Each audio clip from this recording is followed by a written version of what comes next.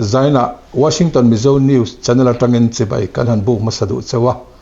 ke hi lalbiak dika kani zaina hian hei pu sil than zawa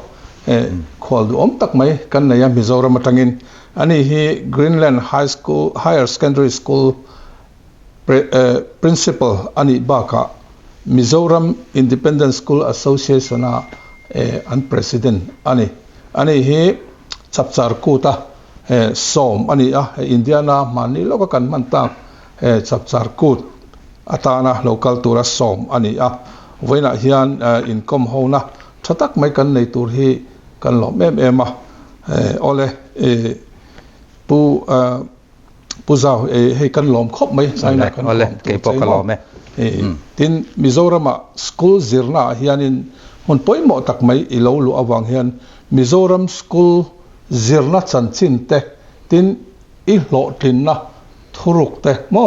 tin helai USA lozin hian school nei tu le school association president inina angin kan zirna te hetilaya school omdan te I thli thlai ngei pon karing boka chunga po chuan soitur tam tak inein karinga amasa in engeni thuma han soidu te inei chuan han soima support langena thange ole hei ke janina teng Washington News te malakna teng komna min han nei hi lomom ka ti khopa ke ai mi ro pui tak tak kom fonga janina han ke mi ro pui lo tak mai min han kom du hi ka long khom mai ten nya soi ang khan hei USA ka voi khat thlenna ni po min du sak tu te helaya Mizo Society of America MSA ten chapchar kuta an mi poimo an ngai an som zinga katel ve min du sak na in chu tianga chu mi program mang tura local chu kani amaro chu ka visa mu hi adon te pa ka mu tlai li tuka program an tuan lai te khanin visa kala mulova poni se tu soi tu le eng lo son min lo da lo mai ro ka lo ka thei chon ka lo kal thong tin ka ti tu soi na le eng mo phai chu ka nei ta lem lo wa mar so lai ka lo thleng ka long kho pa nia ai Mizoram chuan education zirna lamma kal kan ni school te nein I lo thlin na han ti lema ke po nia mi ngai han lo thling han ti vak tur chuan ni lem lo mai theya maro chu ke ma school han bultan chawa kan bultan na le voinia din mun kan din mun te han khai khin chuan mi ngai ro pui viau lo ma se lo thling ka in ti khopa thuruk ti lem hi thuruk kom than lova amaro chu hetiang school te minan riat ve tak an riat ve tham hani ve ek tur chuan a phena hian thil tam tak I paltlang tur hi kan neya ke po kan paltlang na sa har san na tin reng paltlangin voini kan thleng ve ni sunga chuan thorim na te poimo bera tin ho school han ti na konga thuak manangai boka atul tam khopa pathian tan pui na pathian mal somi ni te ngai ni zong in tang kop chuanin I lo tlen na hi ron om chawa ma bak ero kan langa khop moi alom om khop mai ni lo tlen na lo om tur hian har sat na tam tak pal tlang ngai ni ti kha experience ani chu apom om ka ti khop mai engpon isla specific takin hey school lo tlen thu hi kan lo re viawani ti teng mo chuan in Greenland High School te chu tun ma tangin higher secondary ni ma pon kan lo ria ni ti chuan an lo tling khom mai hi an ti thina nangma tak khi chu tun anga income nei kan la nei thelo mo eng ti ang tak kan lo tling nge ni ti te ka lo thresak em thina zaina hian khatiang soina hun kan nei kha ka lom khop maya entinan nia tam tak har sanate le lom na te tam takin paltlang ta khatilaya khan sikul thatak mai minglang hat tham in lo nei na chan hi ti hian zot ta chela zirti tu te that wange ti tai lamo tin nang ma hian I planning I be na sat wang nge tin hei mani chu zirtir tu pakhatin sikul nei tu puk nen ka ria a thu soi YouTube ka ngai tha ta chuanin a keini chu naupang zong hi hei kan pom vek mai ni a tha than khom kan ni lo a ti ve ni chu tiang ang chu engtin nge in apply dan taka kha in naupang te an bright ver sim trim nge ti tamo khalai point te kha I du dan to khan mian thila hetia kan ti hian kan sikul hi nasat kin kha thil khan min lo hei upgrade min lo ha son na min pe ni ti tak khamo enge mo han riat deuh te nei alo mo kho mai kha ka soi chak zong ta ka ria mani mi mal thil min zot boka school ka din don hian keina ka karil ruwa ka tum dan bera chu mi har sa jok te dom kan hi ni rim thrim ani mi thiam thei lor kho ma result ha deuh nei ai chuan mi zirna har sa jok mi hlo cham tu hlo tling lo tu kha mi hlo tling a cher chho hi keima commission ve kan ngai ni ava thave chu tiang zal chon kan kal chawa school a hianin admission hanti pon athiam thei hi kan voini thleng kan lor lo ni pathian kan tong ho lo sela khati ang lor zong in kal le chon voine ka lor ve thei to view mai thei ni amaro su su tiang chu ni chong lo wa le ka thiam tak tak pon lo kal tho ka school a khwan tin thiam thei lo po eng ma za ta nom tho ma se chung te chuan hlot len na sa tak bai sei ai sangan mu chin ni kumina po kalome na chu hi science a khwan at chel Paul Company teng higher secondary school science private ta ti mas strategy ngami kan ni ve in ka ria ma saber phei chu kan ni lo wanga chu ta chuan vo in thleng hian science stream a hian in candidate atam nga zong a chut hian in pathum ma chuan pakhat na kan ni chho char St Paul's nei hian tian kan in ti char amaro chu ni ponon la tam chho ve zela tu na pokan thian te dang high school private school te po anon lian chho ve zela pathum na palin na pathum na chho vel chu kan i ven ka ria anga lama mo pan ni pathum na vel khati nga khan kumina hianin Paul Company science a khan mathematics subject bi ga topper kan ne ya thiam ber mo mo thaber so anin top 10 a khan kan lang boka kan lom be khopatin overall thim mi zan hi le ti chuang a khan mi ko zuk chang khia dai lak pasari rukvel lak al che kan theingil man chu kha an lo tling zo ta lo chaw ni ani tak chu cha phei chuan in pakhat che fel ve mo kha de kai mani to ga jon kan no panglak dan zuk chu to kan chu chuan kan lo me mani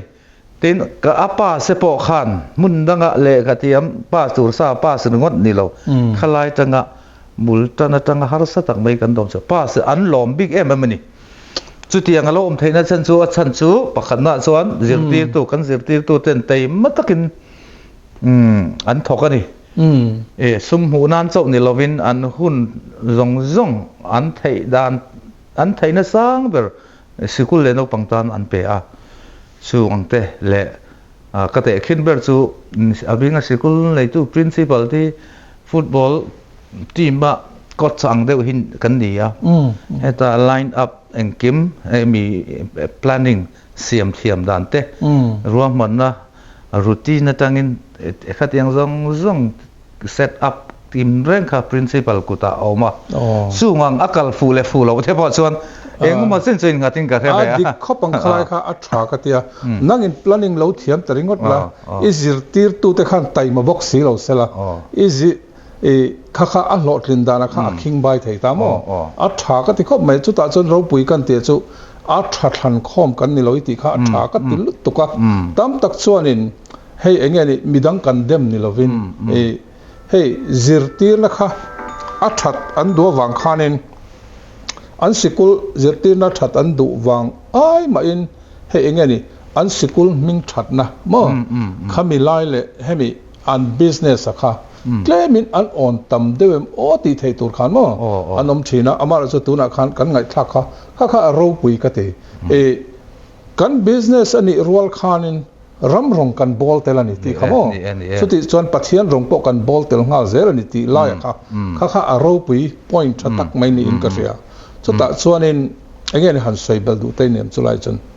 ya e zirtir tu na hrim hrim hi rong ball na pat sang ber ani bereng ka ria mi te lung chet na le lom na siam thei mai kan ni enga mo ma zirtir tu ta bik takin zirtir tu na hi thil sensitive tak ania thil ro pui takani boka chawangin ramdang a chun zirtir tu te he America te chuan zirtir tu te din mun chu asang viau ani an ngai hlu viau ani kha tiang khan ti sual pal po hlo om her anglo na hi chuan ti sual thei rang kan ni amar chu na hi lut em awangin a zirtir tu te po hin kha an re veka ma ni enge ma ni sum mu na tu le ma ni hlong na tu ringot ta ti chi chu ani ka ti mia lo hei chu mo a tha khop mai a lo mum khop mai ya Mizoram ke po zirtir tu ka thok ta no 1987 kan Lungdai High School ate ka thok to chuan in tarang chuan aizola ka chuak chho le Mary John High School ate science teacher science lab math teacher in ka thok ve thina ke po thei top in thei top ka chho ve thina ni chuta chuan chuwang chuan school experience kha ka ne ya zirtir tu te life po kha ka var thiam ve dewa principal hianin ti hian ti se o ti te po kalo nei ve photo mo kha athakop mai planning principal per na kha chuan a plan kha a fu lo chuan an hnuai mi te khanin chet dan khan thiam don lo ta mo kha poimo khop pokin ka ria ani le hei America ramai lo kala zirtir tu high school higher secondary school principal ania anei tu ini boka chuta chuan zirna lampang iril ru a hoi nge in ka ringa chuta chuan America rama zirna school zirti na hi en chinen i thli thlaiam ti khamo lo thli thlai ta la chuta chuan enge tha iti lo lai te mo tin Mizoram ti ve thei ila a thang a hanti lai te poi nei mai thei ta chung min han thil thei ale America zin kal la han cham deuh ka chak na chan ber chu an education chung chang hi engamot han zir chian ka du na hilian to chu helai ka local pon chu ka ril ro lian ber jing mi pakhat ani tin kan thian tele helai min pui tu te min chan pui tu tam tak zara university panni ko Indiana University le helai university dang panni le heta mun thang university te kan tlo a ni kan tlo ni khat chu ka thian pa pu rikhu man min hruaya ani ni le na chuan Dr. Roding ale kan central me general secretary putluang te hau nen ti khan university te kan library te thil dang tin chu ba ka helaya an school board member elected ngat kha chumi ka thian pa ne hei Indiana khwan khu ka thian thatak mai ne pu Dr. Reverend Remang ama lai falam minim chu chuan choi amin soma ani pon ani ne na tangin tam tak ka zir chiang boka tin high school te ka visita ka thei angin a feel a hian an education hi kan zir chiang ve ni chu te tang chuan ro pui ka ti khop moya ka rual ot khop pani an ni chuan high school an ti pol kwa tanga som pani hi high school ani ke in higher secondary school kan ti tonga ka khain ang reng ta ni high school le higher secondary school hi ang reng pol som teng an nei ve to khada han kan soi mai nga an system tha ka ti na ber chu school district system มันกัลค่ะโอ้school เรียน district country คัน school district นั่นเช่นครั้งเละตานี่ข้า school district ข้ามี district ทุ่งข้า school encol ตัวข้า school board member มีปุ้ยนั่นทั้งตานี่สู้มีปุ้ยทันที่ส่วนข้า school ข้าencol อันมาอันนู้นว่าsuperintendent อันให้ยาตานี่ superintendent ส่วน administrative officer ตัวอันนู้นที่เห็นนั่นด่าสันนั่นนะไอ้ด่าสองอิน principal อันอมเลยอะไรแบบตัว superintendent ขันนี่ส่วน superintendent ส่วนมีผู้ทำนั่นละสรการนี่จ้ะจนดังเรื่อง state ดังจังเลย state เลยปนละมันจังขัดเองมาสู้สิกูละจนทุนไหนเนี่ยประคัดมันนี่แล้วนี่จนfunding พอ funding body ปัทุมาออกมาประคัดสู้ federal ละอมตานี่federal เฮียน federal ละออกมาส่วน state government ละออกมาส่วน local government อมบกตา local state เฮียนนี่47 43 45 43 well คันอินตุมเสมา federal ส่วน 10% พอถึงบางโลกค่ะfinance เบนี่ข้ามีข้าที่ข้านั่นกัลตาส่วนนี้ข้าลายข้าอาศิคุลข้า full authority ในตานี่ curriculum และที่ดังข้าเตียง prescribe ตัวจีอาพวกข้า full freedom อันในตาสิคุลทัดเละทัดลงนักขันมานี่ไอ้หน้าตาส่วนบางส่วนอันจังโลเที่ยวนี่ทีนสรการไอ้ส่วนตัวนั้น public school ที่นี่ตาให้ตาสุนทรpublic school และ private school อันออกมาprivate ที่สุกูรันนั่นนี่ตั้งปุยกูรันเฮียนี่กูรันปัดอังะปัดเฮียนทูที่เนี่ยนะอินมิลเดว่าสกุลจิตตินักการปุยนดูน่าอาคารกูรันสกุลออกมา public school ที่มิโซรมาส่วนสรการสกุลกันที่อันนี้อามาเซอันนี้เรา public school เลย public school จะมีปุยสกุลนี่ท็อปไหมนี่ดิฉันนักการสอนคันสรการอันนี้เราตัดสุดท้ายส่วนนี้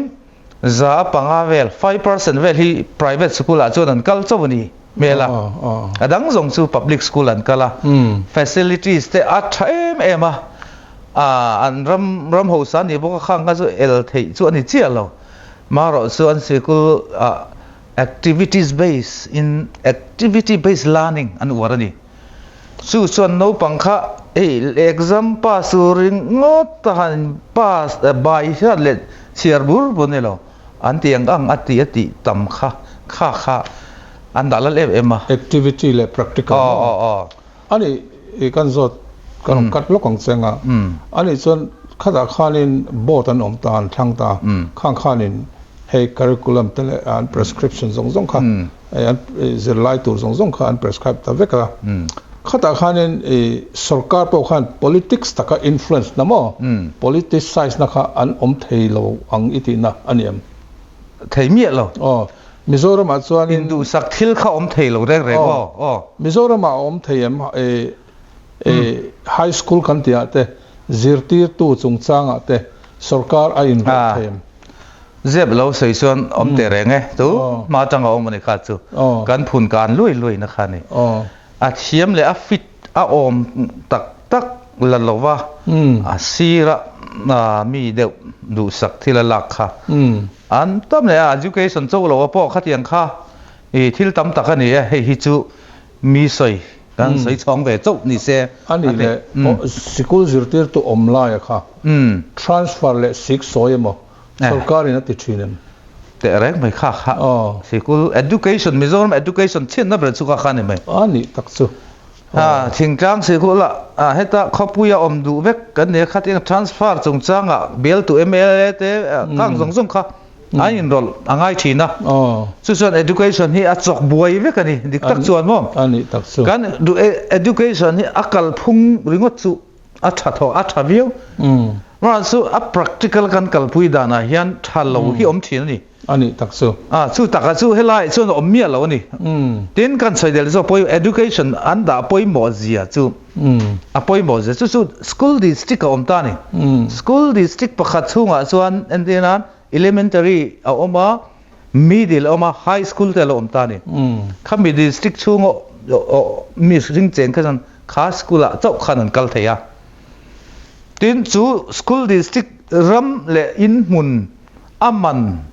to le to lo aman hlut le hlut lo te a in nga na chu school district an sikul kha grading star mom accreditation kha ang a grade kha kha khan en berani in mun ka leidon chen te la la hin ka leidon ta a sikul solaya sikul so hemi chung sikul grade nge star exam nge mu ti kha aman in mun deciding factor a tingkat mai ni anialom kha jin thia ang ni pon mo in se li to ka su te chuan a lut zia sikul kha mo sikul thanna muna chuan toy zong in mun man to in man to bik ni ni adik factor pakhadan ta hei kan thian te po an pe veng dangan pem don hian sikul an en masa nau pangzir lion nei pot chuan an nau te sikul kalna tur kha a grading a thain ti kha an en nge ngai ni thalawan pem pui chuan an fa te khan an suffer don mo kha poi don kha bang khan min an duwa a in man po to big zelta chu tu ne chu a thakhop mai chu iron mu fu khom mai khami board elected thian in ei khan ishiat na sa takin ti zawa kha alom khopin ka ria ani le tools an man te hi en chine metilaya zilai hey atina mana Mizoram Canadian le American tam takan lokala zirna chungchang kan soi hawa chu ta chon min zo chu tools engen man zirte na te angai na ka ro to blackboard le so ko mata kan ti mai long min zo ti kha ke son kalori ru ta ni ase helai ram kan lo thena an tool man kha alo makhop maya chunga chu en chin na inayam ti kha a tu lai chai computer aids kan omta engkim mai hi khami digital device mangin thil ti vek thei to a to na teaching material kan ti te teaching aids kan ti ang chi kha classroom a chuan a tool li tuk to lo 3D ang chi ten digital device mangin kan an mu thei vek to a chu tiang kong a chuan an sang khom mai a no pangpon ipad nen vek high school chin a chuan helaya teacher ina a lecture teaching a pek kha ti hian ipad nen vek thil an ti ta homework ta po lai tang khan nge online system ang deuh khan ti khan an ti vek thei ta ni tin chu mi pia lama chuan facilities dang chu an nei tha top khok ka te ka wa visit lama chuan om khom mai chung te chu le mai la kan ti thei lo tu tin mun le man nei tha mun le ma khan engkim kha an ni ang tu discipline an nei ni ke ni Mizoram ma chuan kan nei ve a ma se discipline kan nei tok lo wa abik takin mani lamchen na thata ila sarkar sian thil tam taka sem ve ni sarkar skula computer te printer te khatiang teaching aids tam tak hi an sem na samaya china amaro chu ani na nga man lowa hati ti tol nei mai hi le ui taka thil man tangkai tok lo hi atam viang khati dewa ka ui ang reng dewa helaya ihan en vela tangin hetiang hi chu Mizoram kan ti ve thei nge yang han ti kha a system ani mo an setup ani mo anti dana ni mo an zeti dana mo etinan ka ria solution exam hian nei vaklo in ka ria ka fa de exam an nei tran lawa ta khanin school khan need in participation khan en ta mai ta ni assignment ni chena siang khan ka fa te ro chuanin Chromebook an tia computer laptop ang te hina computer chuni chelo Chromebook an te tani kada khan assignment link zong ka wifi connection atang ta khan an mu thei vekani ta tang khan assignment po an submit ve me mo chu ni ta khang zinga khan an thula mo an zirtir dana mo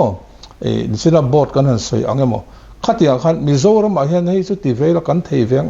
han ti mo role on la ya khamo nei inayam nei ve ti thei tam tak chu kan nei khatiang ang ani kan mil tok size azirin ti thei tam tak chu anei kan nei ni ta chon khatianga thil tha nei tur pon a man dana te kan man thiama kan hlut thiama kan hum hal that angai tho ni su so bultan na chu tiang hinin ka ria ke chuan zirtir tu an lak dan atang hian bulletin dei to helai america so zirtir tu an lak don hian zirtir tu tur hian do uluk a dan le phei le enga mo terms and condition criteria an nei tam viau mai ni chu mi ki chon zirtir tu uluk takin an la ni phota tu soi pui ma ne lo tu te pon lam pressure le enga mo recommendation ni lo khan a qualify chia kha an la a tak sen helai an zirtir tu loi atam chuang lo ni cheme kanga ma se zirtir tu hi an luan ngai sang ba zirtir tu na tho hin chak ni na ro pui ni wang khan ka han zirtir tu chuan a deal thei qualification an bi thi ang chia vel khan an deal ta ni tin america su dan te septam na ber ramani angai thrianga dan he tam me ma su dan chun zom than za su wang chun ram ro pui ni theina san poi ni zirtir tu la tur pon dan an dana ngin ni chu ti za thung i advertisement public notice pek tu ti thleng khatiang chho khada nom ta khatiang dap khan an la lo chiang lo ni chu te ron kal zel chun tin zirtir tu te no pangan kher dana khan an sang le a nan tin na elementary a chuan no pangan lu phatin color an than tir ta ni chu color an thana tang chuan an mi zir tur kha an zir an thesa ta ni chu mi color ne chu tiang mi zin kha tiang mi zin ni pu niang he mi color chuan ti kha an nei sa vek an color than dan atang khan no pang khati hian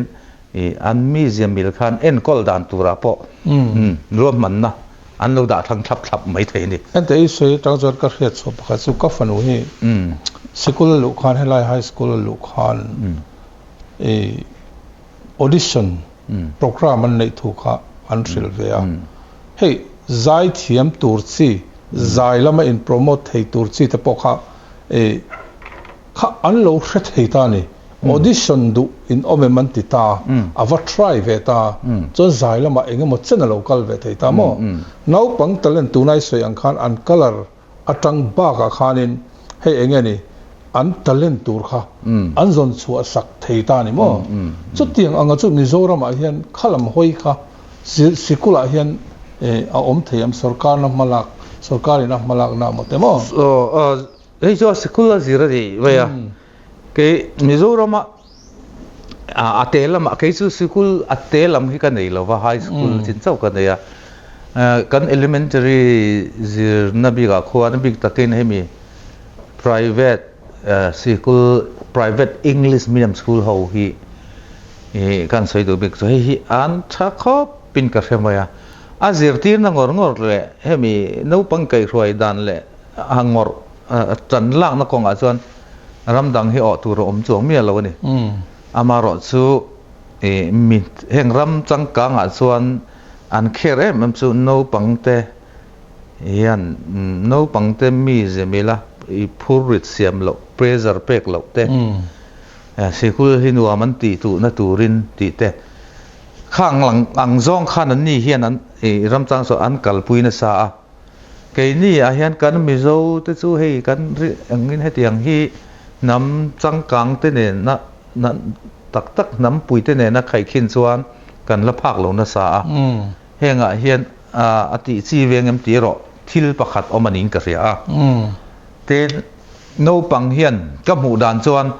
an sik america chuan mo america helai an sei le lut phot ila helai ka hen chin na ke ma ka mu chuan an sikul facility si a thali to ka anuam ni to ka no pang hian inan om hian an kho har ngoi sikul kal hi an chang ngoi ni chuan zirtir tu te po hianin khatiang vek khan an lo en ka nu le pa ain zirtir tu te an lo kai hruai ang kha no pangte su khle ka ni to a chu wang chuanin tun lai chuan america ram chu te min a liberal de uleka sa khon thila te tiang hian do za de wangin christianity ngai poimo tam tak ten chuan pathian thu nen en kol na sikula an han da ram fra mai private school kan ti hi aman chu to tin kan soi le do a ngan se ngan lok a sai ro I funding a hian kan soi du ani ke ni te po Mizoram a khwan kan politician le hemi zirna lama ke man du tho deuh te nan an tong kam ka hriat danin zirna te phoi privatize sin ni lo mi ti kha tiang ti thin ani to na America lama zirn kalpun privatize sia chian ya sarkar sikul po ani mi alo amaro chu an funding a khan an puita ni federal kan ti chu heta chon American federal kha ke ni India chon central sarkar kan tiang khan mai ta tle ma pui chawa ka ti hana puya state in then local government kan ti emi county government local hey hianin he nga kan sikul fee tur zong hi property tax te chia ami sang an ti hi ta hian na lut ta ni ani na taka chon zirlai nei lo pon heng sikul no pang fee tur ran pek sak ve kan tax hian mo khatiang kha ni ta a sulai chuan America ram han soi hian state pakhat hi nang lo de noi wang hian soi fu lo pom ve te mar chu principle chuan ai nang de vek thowa in hlat li tuk lowa heda hianin dan ranin elementary big hian sarkarin an manina budget an siam dan hian no pang pakhatan hian dollar sing khat vel hi budget an siam sak ani ta ne facilities dal lo khan mo chu tiang mil chuan an tin an kha school a khan no pang zam chuan sing khat nuai khan poisa kha an budget khan nga mani no pang pakhat zirna man kha an pek sak kha alien li tu kani India rama chon India poisa chon thleng ta ila no pang pakhat an zirna man a hen nuai riat in rupees nuai riat vel kha sarkar in sanction tu kani chu kha tianga zirna ni kha chon a thalo theilawa ani so nia America hianin zirna hi Anton Clark tam tak a oma Anton Clark na lai ka kanan sei phota ngai tai la eng poni se sikul thatur chuan kai hnoi lo nei ta a county government kha allowed a system kha thata ngai ta ni te chon chu tiang zel chon chumi thatur chuan in state government te federal khen khan ngong kha anei vekani ti kha ke ka lo mu ve dan ta mo til pakha siam thatur hian ngong hi anga khop maya eng poni se thang zong kha iron zirin iron muta sikul mason na tur tan po manro thatak ani karinga eng poni se kan soirei ta commercial break tuna kan lo nei lokanga de chuan kan ngai thla chon zom le don nia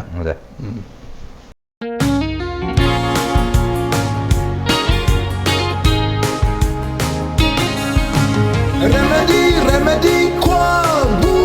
no remedy kwal bu no remedy kwal bu no remedy kwal bu no Laurel Maryland this is in Dutan Tian Zhou Chung Kotan Airong bol na noa Airong bol na noa Konchar barbecue Zan thaeng a thut na noa Zan thaeng a chol na noa Asia Market Super Best Bazaar Nai Vai Eng Kim Noa Eng Kim Noa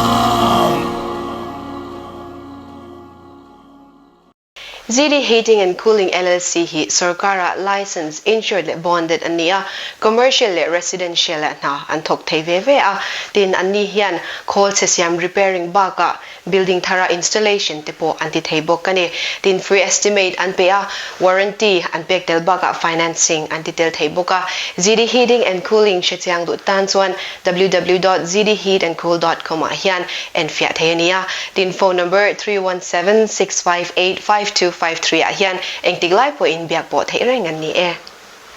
ole tuna kan in kom na kan lo chung zom lenga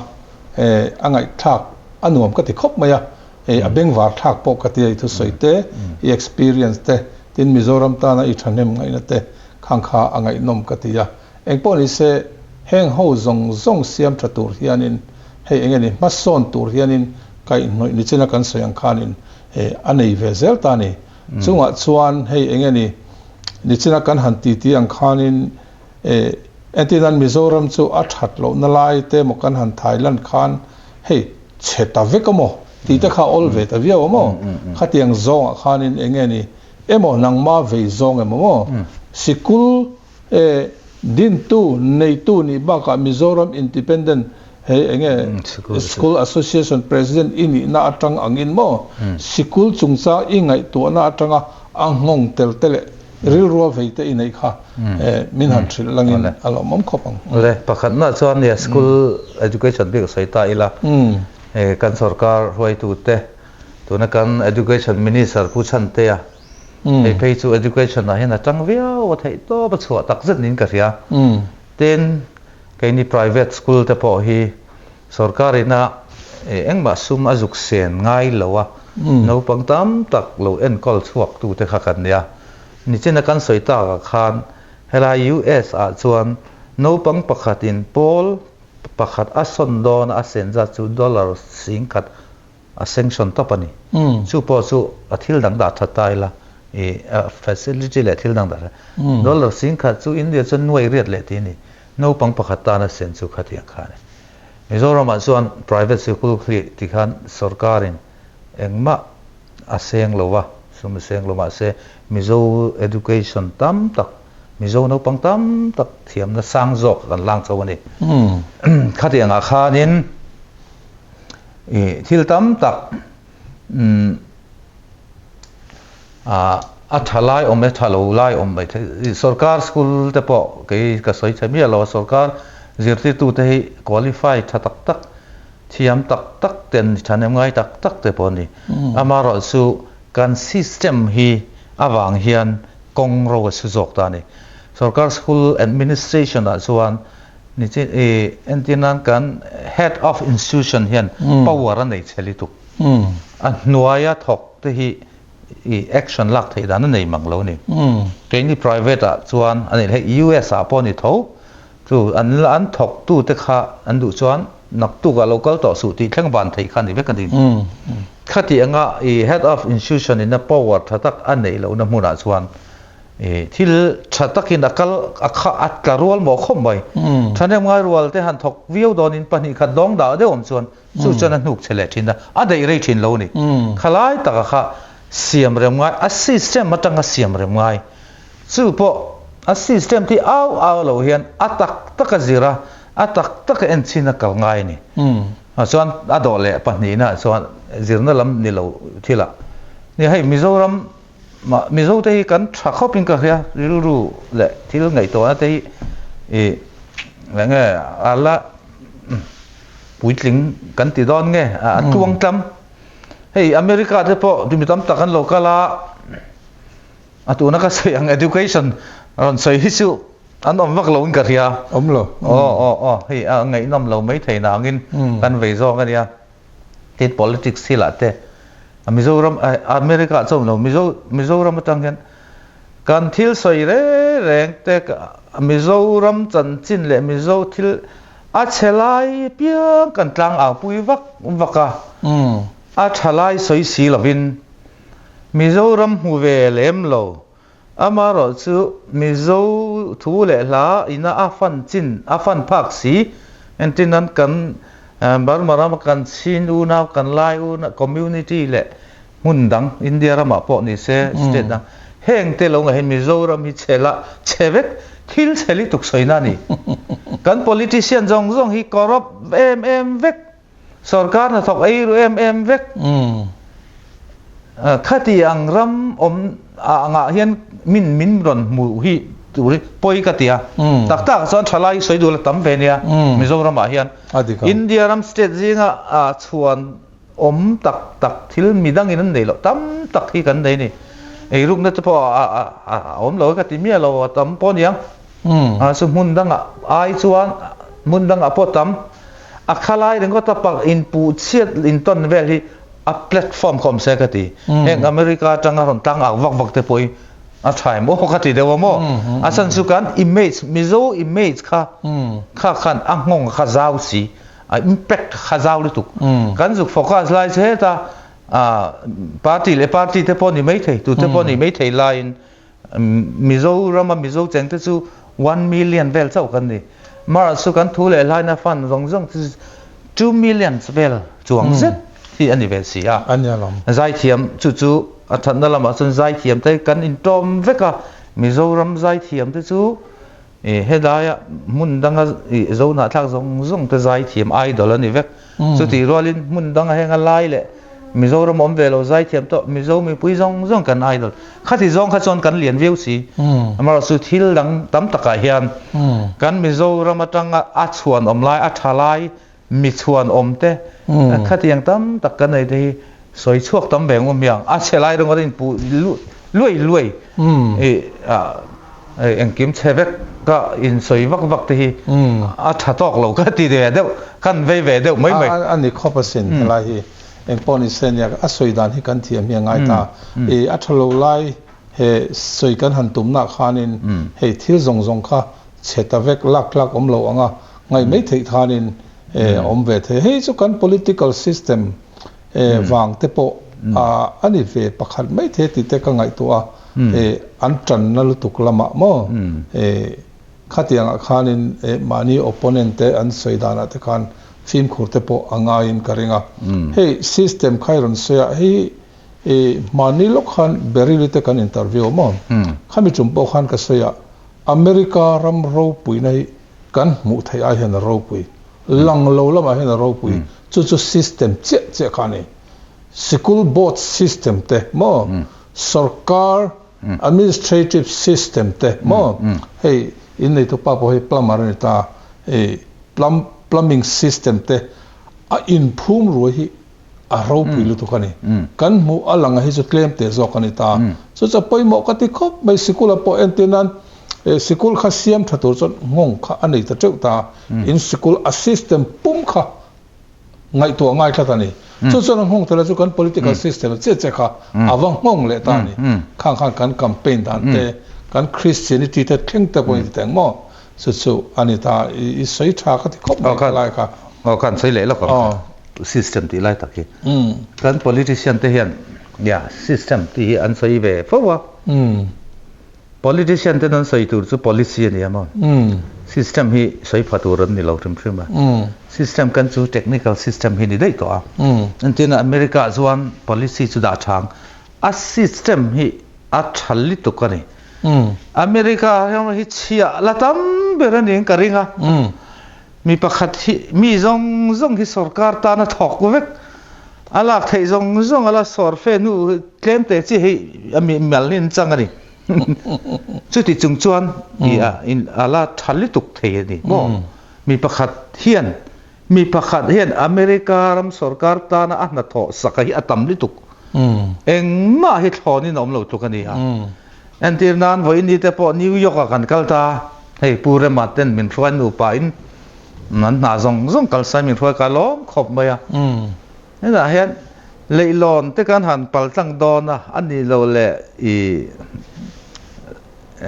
channel te kan han pal tlang don a aman choi aman om ve ka ni thol motor a khan heta englo om ta a system zong enge kan ti don dictators pakhat su motor ina vakal tlang khan lo scan an zewa khan automatic in kha a leilon zo man ta channel zo man te kha text kha alut ngal ve ka lu na turani khamin nei lo chuan khamin va pal tlang wang khan an lo technical khan an lo scan ve ka an nuwa bila lo kal le thina a eng ma hi thon hi om lo vek maya chu chuan ram ro pui siam re tin thilani na tur dik taka dora kan zuk thil text kan zuk ti re tia han ti khan ani na tur alut ngal vek mai ni a peng kha om to lo chu system technical system ni tuna chuan kan ma mobile sumi zo po a technical system hi angai to chu mi thiam anangai politician te nan thiam mi lo an na chang thiam mi thiam te nan thongai สุดอย่างเราส่วนดอกกันเมนูละทิลกันตีกันเตะส่วนต่อป่าส่วนอันนี้ตัวแข่งไงเราจูจีดูเงี้ยทิลallซ้ำเราเนี่ยสุดอย่างจุดตัวละtechnology ที่กันมันจังไก่เทียมไงที่อเมริกาเฮียนตัวน่ะสรการออฟฟิศแต่พอหันลุได้ละมีปักขัดเตียงเจ้าเดียวมีปักขัดปนีเวลบ้ากันนมเราเนี่ยเกมแต่เจ้าเนี่ยข้าขันเทคโนโลยีมันกันหนาตั้มตะกันทอกออฟฟิศเลุยอินเบลุยตัวนั้นเวลเราได้เลยถ้าเตียงขันนี่รำขันมาส่วนเล็กไม่นี่มีปักขัดขันถกต่ำลิตุกอ๋อสุดเตียงซองสุกเสียดเทียมดาแต่ขึ้นนานให้ไล่พอเห็นกันเนี่ย200 highway 200 กันติดตามICC พวกกันติดตามจบปุ๊ยโตไม่เทเสียฟอยตุปะเห็นแต่ส่วนกงข้าโตคันสแกนเนอร์กล้องข้าเฟกันนี่ส่วนนี้เกี่ยมาเนี่ยคัน transponder กันวัวตากันคันติดอัตยาเราสแกนตานี่จู่ๆ assist account กันวันนี้ตา account กัน bank account number แต่อันเราลักเทนตัวกันด่าซาเฟกันนี่ข้ามีด่าซาเราส่วน account เนี่ยอ้อยเราตานี่อันนี้คันดิกตักินอันเราละตานี่อันลักดิกเราไว้จนกันเอ็นเทยเวกกัน complaint ตาข้านี่automatic ข้านี่กัน account จังข้านี่อันเราละเทยตามส่วนนี้เนี่ยอิสยังข้านี่น่ากันทกกันเนี่ยนั่นรู้จุดสกัดชอบอากัดตัวนั้นกัดจ่อเฟกนัวกันเนี่ยเรารู้ตานี่ข้าที่ละข้าสกัดขันดิกตักินมังเลตานี่ส่วนบางส่วนกันกงปุย system ที่อัดใช้เมื่อตาข้า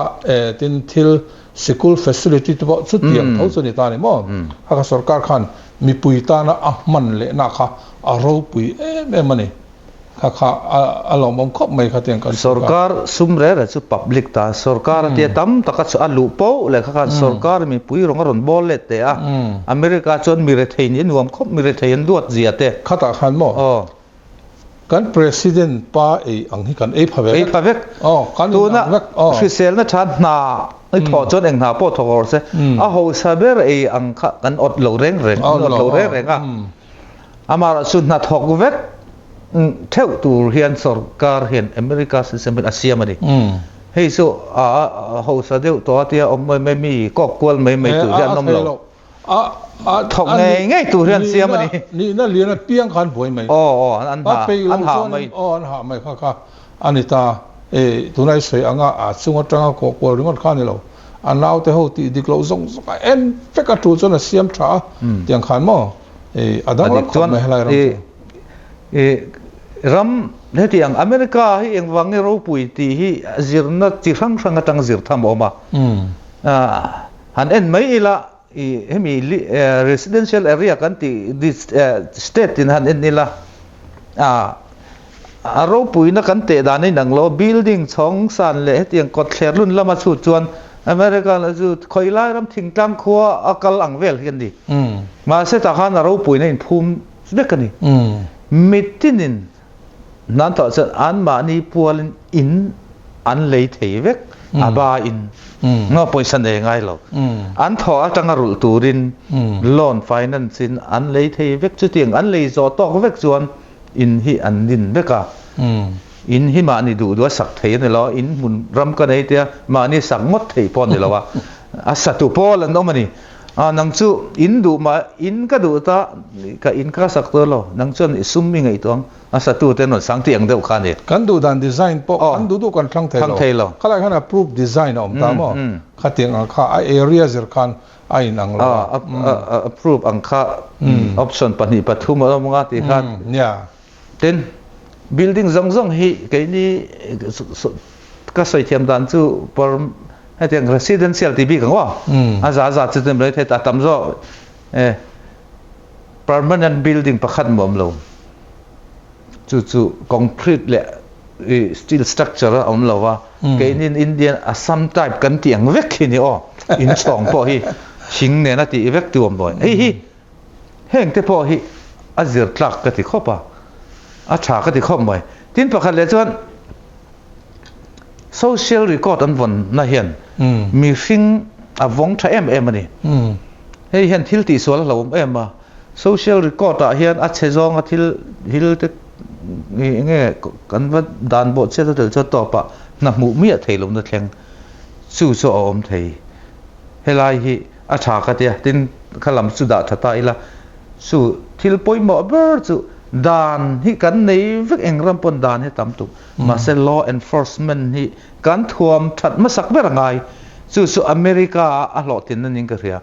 dan tam ni tuk ma se dan hi dan hum mal tu ten keng ko tu ten an keng ko thali tu ka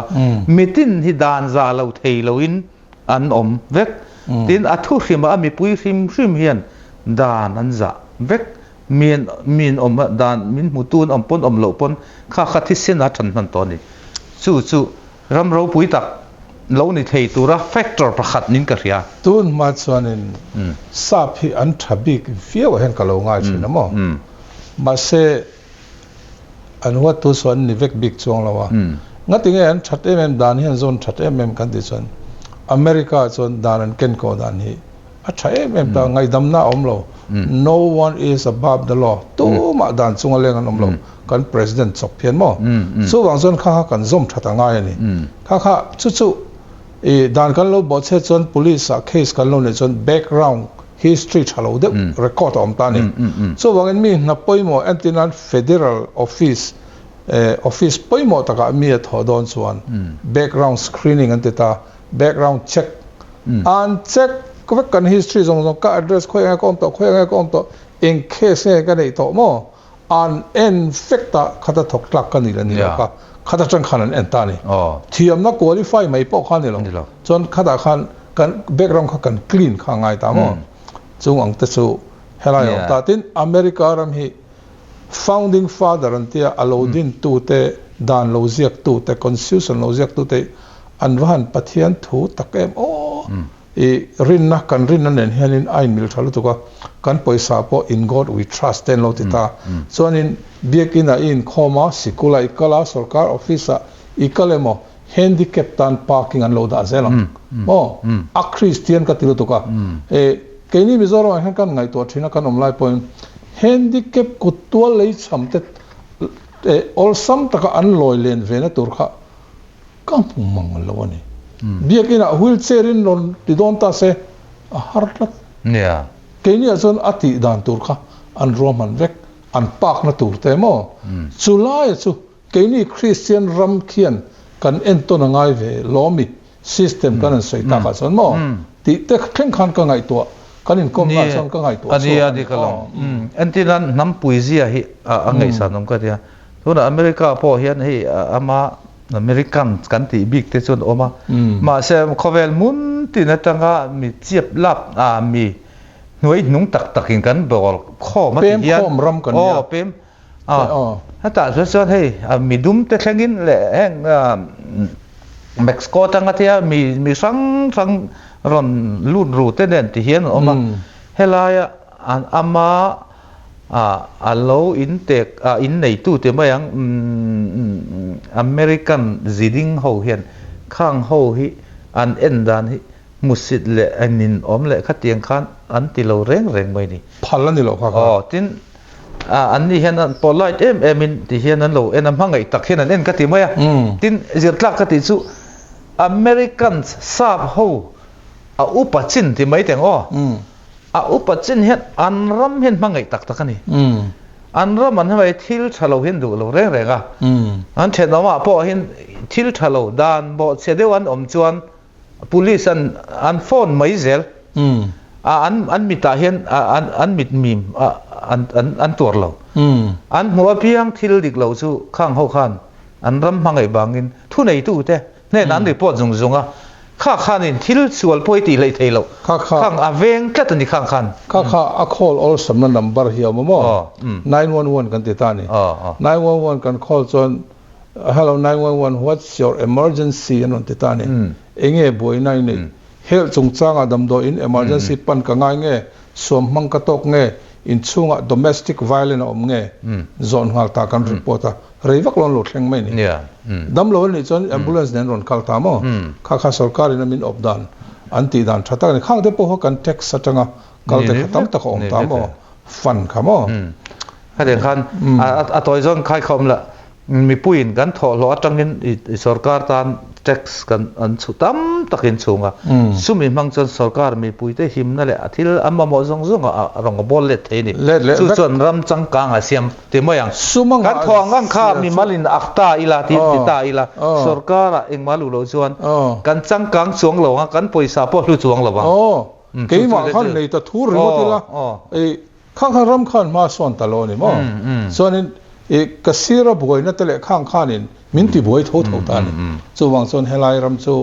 nia a perfect phe chu kan telong chu khovela hianin perfect le boina om lo te phe chu om hau lo amara chu ram kan mu thei china chuan kan system atha asu chu iron hu fu khopin ka ria sikul zirna tangin kan han peng thui ta dewa chung zong zong chu kan in kom na hianin alomom ka te khop mai i mu dan te po kha tha ka tia chuanin i thanem ngai na te po tha ka tia chuanin kan lo ti top don nai to nga anu nong peratan ti to mai ang nge i soidu ilanga chon min thata la han min han sil sei du li tuk po ka nei lova a to peratan ne kha ke niang mi ril velem lo le tiang nilar velem lo te min han ko ma kan han sei velu ma ni khalom khop mai tin America mizo te hian i contribution nga khop mai mizoram khovela mizoram nge ya po helaya mizorama kan roi tu te kan milar te le kan mi se ngei san om te nang ni na hlutaka in thil ti le in engamo te in ron ti thin te hian mizo in pum khan na konga na sa takin ma son ka ria tin chu chuan ang hong le chu helaya kan mizo om te na in lo thil ti awang hian ton la chan mizo na tla u nau chi rang a chong rang mang tin kara in rem nal in pum khan na alian chowem ka ria tun ma kum som kalta lamte clear let chuan voinia mizo na thlak te kan in pum khat dan te hi alung chiat thlak jok khopin a thani hei kal zero se chi le chi te nge bo mai a i lo in lak san mai a hian nam pum khat in pum khat zel he tha chu mi tura in ma chop chu in khiat lo hian hei purun da ma po ka tia mana hei an ron ti te mizo society khatia ngan ti chawa helaya mizorama tanga zai thiam te tian nan ko wa ti hian America tlang atangin ti hian khovel hianan clear ta china kha ni mizo na thak te in pum khan na tin mizorama mizo ten pon te beng po na sa takin ti war pha mizoram matanga ringot chuan kan che vela le kan sira mizo kan lo na thak puite om dan hlim tha a riat thelo tam takanam sung te mit chawara voinia chuan a thalam zelina kal he tuna po min kom tu chuni chelo ma ula hemi MSA chapchar ku te tian ron ti chho hi ka fak appreciate khom maya nam ro lutak mizo nam chi rang te in pum khan konga an contribution an tho lok je hi a ro pui ka te hi pathian mal som zel tu pon du sak na ka lan du boka zanina he min in kom na kalom ka soi sual le engamo thila omre chuan angai thatu te milo ngai dam ro se alle alom om khop mai hei zaina that tak men kanin kom theya mai sana phezon kanin mu voi khatna ne i ming hi kan thriat na ka soi tong khanin a re to a sikul din lo tin ni na te in sikula that thu te kan lo hre fowa zaina America rama thil tam zok iron zira chon zorama athayang tok te i cholut chho thei tura kan nga ani ole hei Washington Mizo News chuanin education lama ka keini tan chon kan mi poimo itimeng Mizorama sutu ni phave zaina komna kan han nei hi kan nei thei hi van nei kan intia tin kan hriat na abei thamemo atle memo Mizoram tan athazong hong anei kan du'a tin soisual palte tin mi thinlungemo wati nat palte po om the khang kha kan thil tumani lo re renga keini chon kan tum chu mizo te kan mason na turte kan ram athazonga kan na turte khami ngai to na tang khan thil han ti chhozel kan ni clear tu te in zewain sibai kan buk non le chawa hun local zel tura po kan program min lo clear sak don nia kan lo me